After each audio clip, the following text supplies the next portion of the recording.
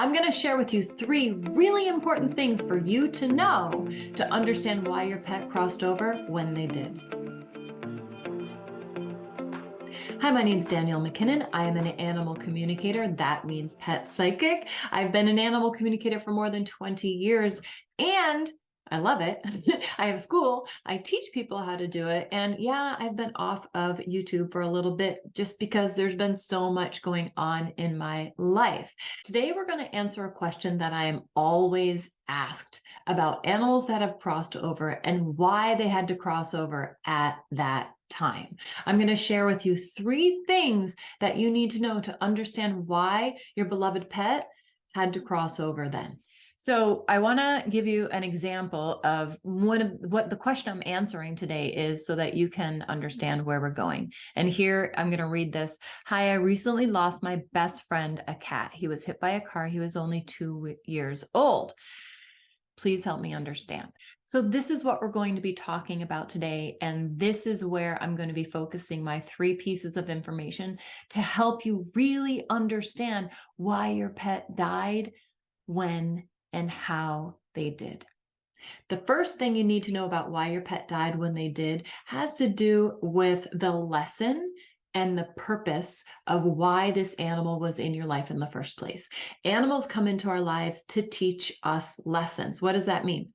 Maybe in this lifetime, I'm trying to learn how to believe in myself. So I may come into this lifetime kind of not believing in myself, and I may have things come up in my life that make me further not believe in myself.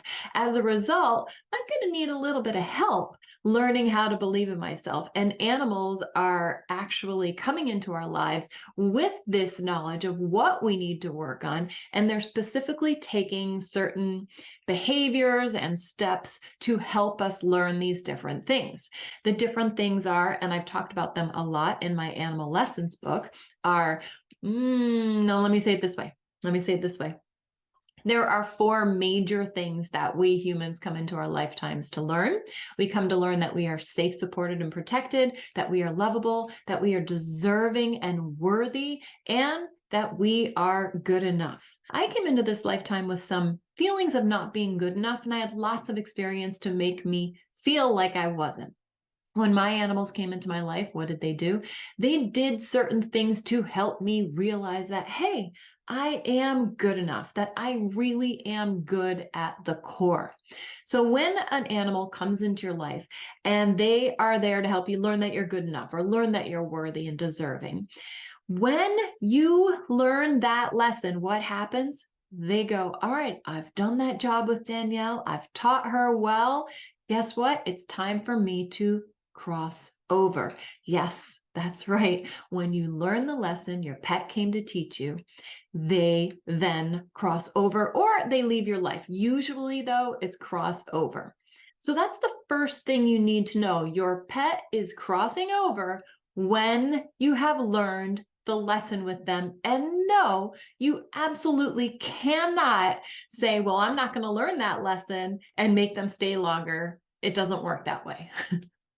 The second thing you want to know about why your pet passed when they did is that once you have learned the lesson and they have decided, wow, my human has learned this lesson, I'm going to get ready to cross over now. Your pet actually plans when they're going to pass. And not only do they plan when they're going to pass, they plan how they're going to pass, they plan who's going to be around them, they also plan who isn't going to be around them. This is all decided at a spiritual level, what I call the soul level, by the animal. There is nothing that you can do to change this. You can do all of the medical tests, all of the chemotherapy, all of the watching over your pet and making sure that nothing bad is going to happen. But if that pet has made the plan that it's time to cross over and today is the day, you cannot stop it. There are a lot of people also who will say, well, I waited too long, or I should have noticed he was sick, or I shouldn't have opened that door. If you didn't open that door so that your cat didn't escape, your cat would have found another way because they were supposed to pass when they did, because that was their plan. You cannot avoid what their plan is. which means that however your pet passed was part of the plan. The third thing you want to know about why your pet had to pass when they did has to do with more about lessons. And this is the really hard part. This is the piece that I kind of didn't want to put in this video because it's upsetting sometimes. However that passing happened, your pet looked at your soul and said, hey, I know that if I pass in this way, it's going to give my human an opportunity to evolve their soul even more. That means that sometimes those passings are really, really hard. The best that you can do is to look for what could you possibly gain from this passing. What could you possibly take away from it? What could you possibly do better because of this in the future? So for example, my dog Kelso, he passed and we were only there for the very, very last breath of his passing. And it was really hard because he had had surgery the night before. We were doing everything we could. We did everything that we could in order to try and make him be healthy and get better from the cancer that he had. But it didn't work. And actually, it was not the most, it was not an easy passing to go through. It was not easy to watch him have that last breath. And I have other videos in which I describe this whole situation.